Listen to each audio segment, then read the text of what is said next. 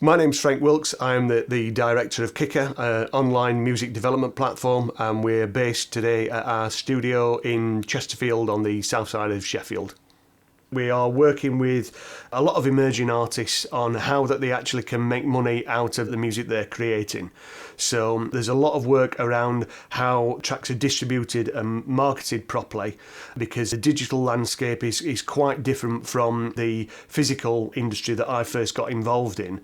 And we're also looking at other areas where every bit of the song that we would class as being intellectual property has royalties attached to it, to make sure that we can obviously get claims in to make sure that artists get paid.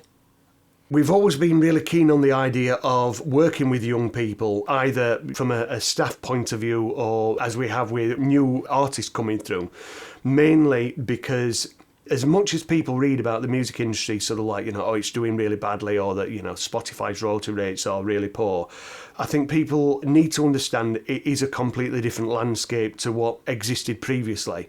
So therefore, young people are coming with really, really interesting ideas that we are more than willing to actually sort of like trial out and test out, because where old people like me had to sort of like adapt and learn about the new environment that we're working in. And I think that the beauty with young people is that they're not coming with the baggage that we've all got of an industry that moved from vinyl into CD and then into digitisation, and are coming directly from digitisation. That young people are coming in without having any of that baggage of any of this old industry, and go, why don't we just do this? And you go, why don't we? And yeah, let's go and get it done. The thing that really excites all of us is 5 years ago, we never ever mentioned Spotify because it didn't particularly exist. 10 years ago, we were talking about whatever file sharing and downloads and whatever, and 15 years ago, we were talking about CDs.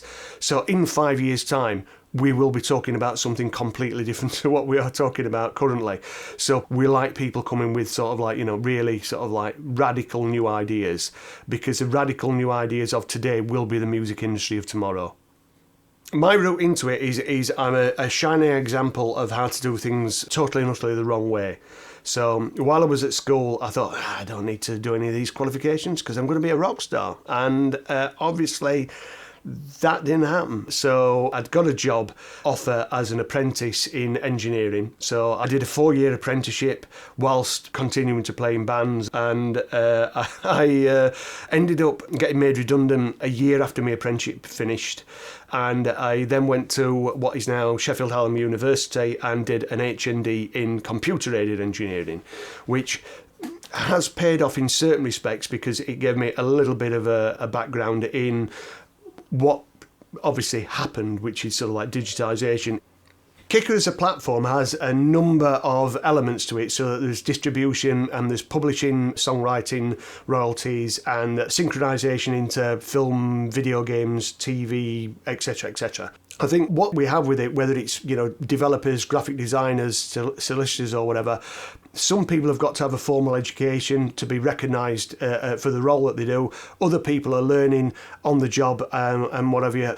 Obviously, the guys that work in our development team have all been to university, whereas the people that are on the creative side of things haven't been to university. I think a lot of people, as they are learning, decide actually that's where I want to go, and so we've had a drummer in a band that ends up actually deciding that I'd really like to be a graphic designer, and one of the graphic designers we work with is a double bass player, and one of the guys that we work with does a lot of pitching for Spotify, also plays in bands, so that they look at the things that interest them and then whether they actually need a formal qualification behind it.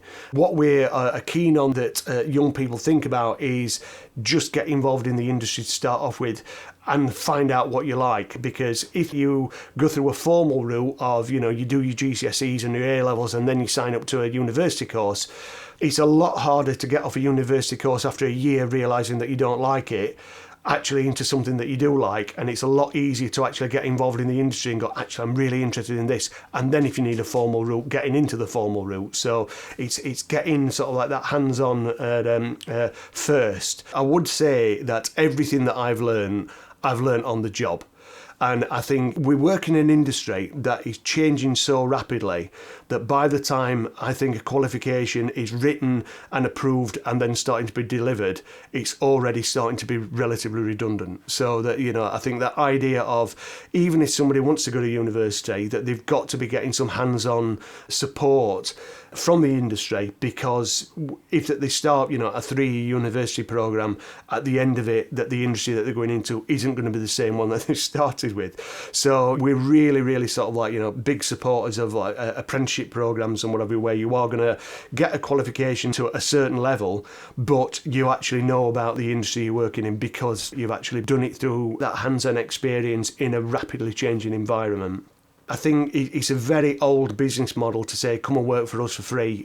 So, we've always been sort of like big supporters of the idea that people actually get paid for the job that they're doing.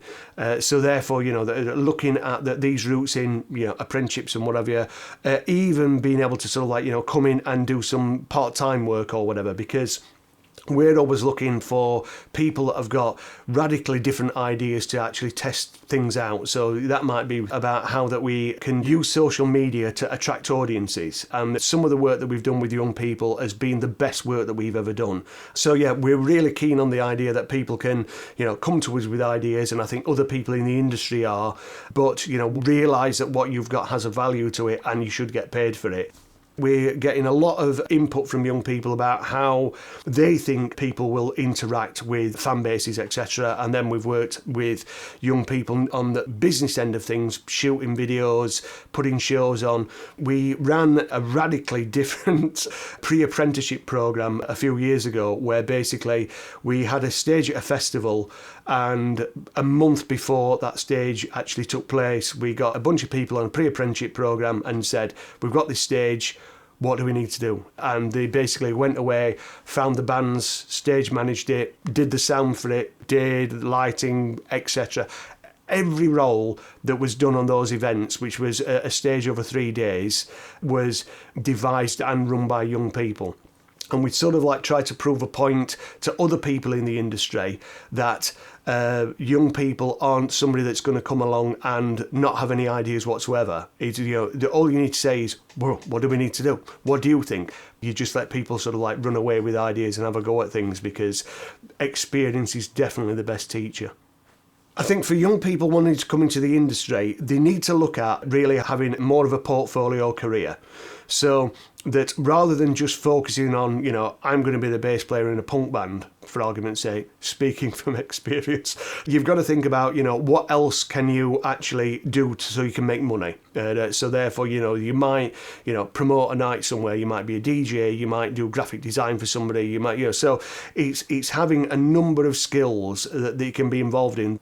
One of the things that I think that artists that are using our platform get is that they are getting sort of like first hands-on experience about what goes into actually putting a release out. So whether that is the data that you need to actually upload a release to get it out, or whether it's the royalties that are attached to a song being written, or whether it's putting a release plan together, or then scheduling a tour, or loads and loads of things from it, which they can then take and start doing with other people. So we've got artists that use the platform that have now set up their own record labels and are doing that with other artists that they like and putting those out.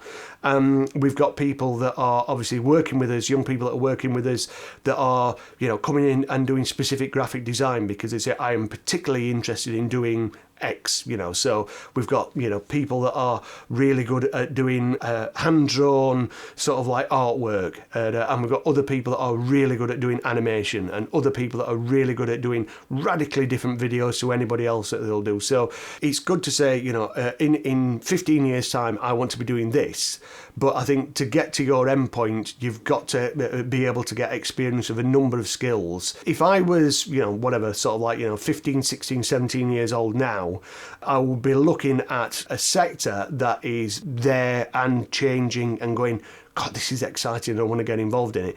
And it's probably a lot easier to get involved in now than it was when I was actually 15 years old. My careers talk at school, when I went to it, that they said, what do you want to do? And I said, I want to work in music. And my careers advisor went, no.